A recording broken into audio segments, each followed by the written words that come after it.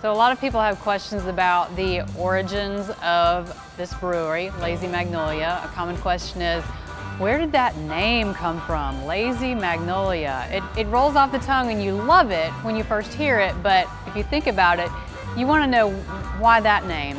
Well, Leslie bought me a beer kit for Christmas.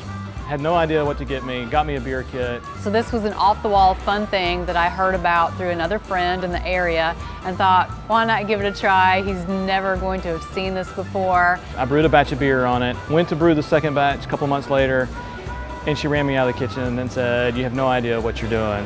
And it turned out to be the best or worst decision of my life, depending on the day. She looks at me and she goes, about halfway through that batch, she runs me out and she says, hey look, if we're going to make good beer, we need a wort chiller. And I'm like, I thought this was my Christmas present.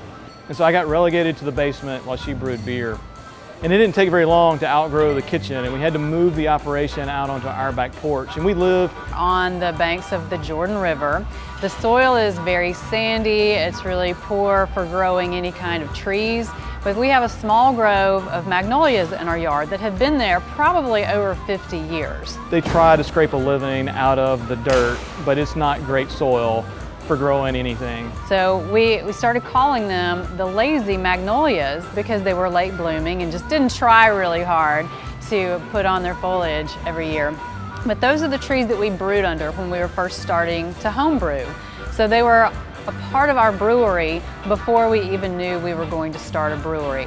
So that is part of the origin story of Lazy Magnolia, and it all started with a beer kit.